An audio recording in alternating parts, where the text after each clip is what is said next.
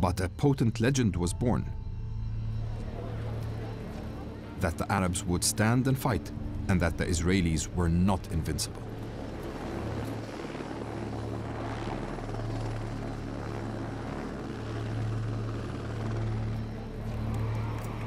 Karame proved a tremendous boost to Arafat's Fatah movement.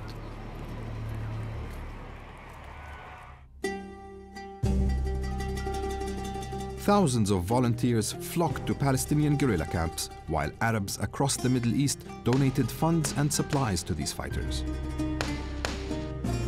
3 years after its launch, Fatah and the Palestinian armed struggle now emerged into the mainstream. By gaining autonomy from Arab states and fighting for themselves, the Palestinians now became masters of their own destiny. From now on, the way of the gun was the path forward. But those guns would soon face off with fellow Arabs.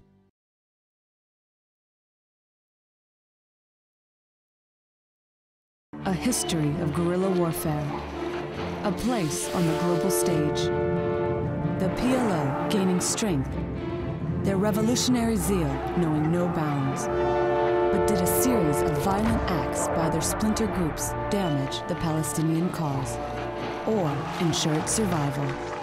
Chronicling the turbulent story of the struggle for a Palestinian homeland. PLO, History of a Revolution, at this time on Al Jazeera.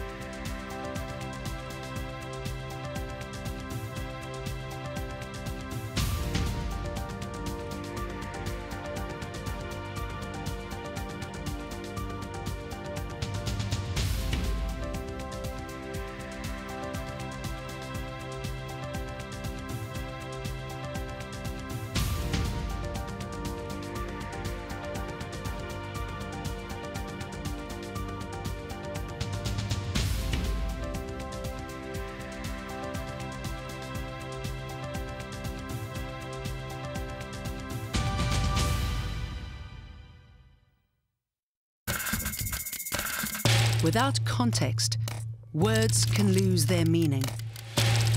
Al Jazeera's coverage of the Israeli-Palestinian divide makes a complicated story easier to understand. Al Jazeera, every angle, every side. It was a revolution which ended half a century of autocratic rule and inspired a wave of public protest that swept across the Arab world. Internet, Facebook, Twitter, they were not the revolution. In an exclusive two-part documentary, Raghi Omar traces the roots and repercussions of this uprising and examines why 23 years of dictatorship fell in only 28 days. The death of fear at this time on Al Jazeera. Afghanistan is faced with a huge challenge. Relations have gone really sour between us and our allies. We have inflicted considerable damage on the enemy. The people who make international headlines. Ultimately, the truth will out. They want to stop this publication of information that embarrasses them. Make time for Sir David Frost. Frost over the world. At this time on Al Jazeera. Personal blogs by professional journalists. blogs.aljazeera.net.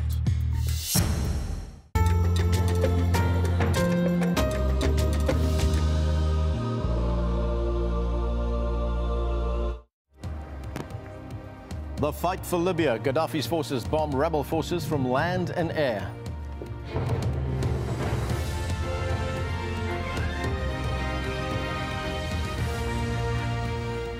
I'm Arnold Naidi. You're watching Al Jazeera live from Doha. Also on the program, unilateral action. Russia says it's imposing sanctions on arms sales to Libya. I'm Tanya Page, live in Brussels, where EU and NATO leaders are meeting to discuss the possibility of a no-fly zone over Libya. And an Al Jazeera exclusive from Myanmar, children as young as 4 working in ruby mines.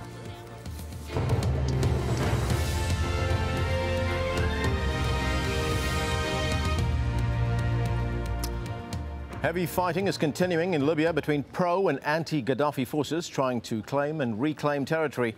The determined battle has cut oil output by at least 30%. In the oil hub of Ras Lanuf, forces loyal to Gaddafi bombed oil installations, including a pipeline and a storage facility. In AlJazeera, rebels say they've retaken control of the city. Pro-Gaddafi forces, seen celebrating here, deny the claim. Either way, a heavy bombardment from the air and on the front line on Wednesday saw some of the fiercest fighting yet.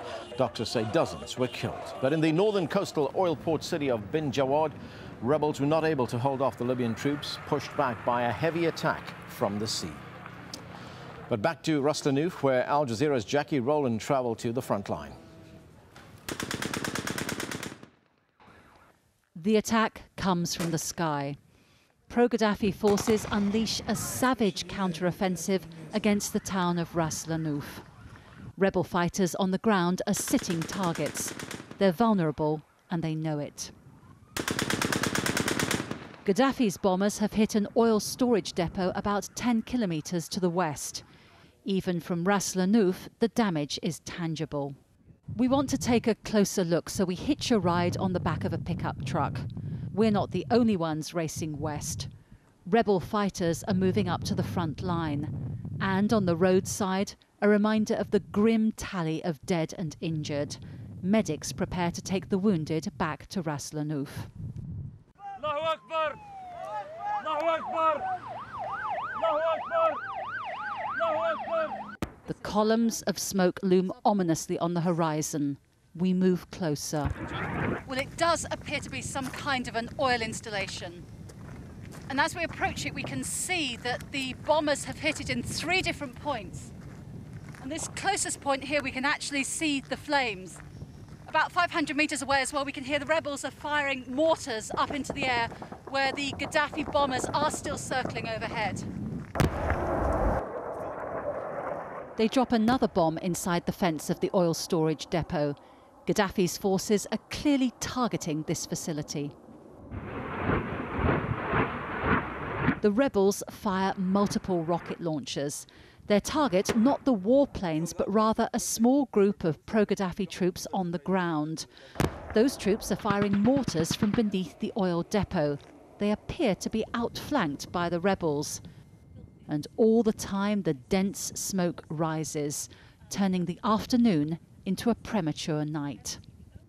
We take shelter in a ditch in the desert. Unbeknown to us, the rebels have moved more rocket launchers to a sandbank behind us. The pro-Gaddafi troops have spotted them. They send their mortars thundering in.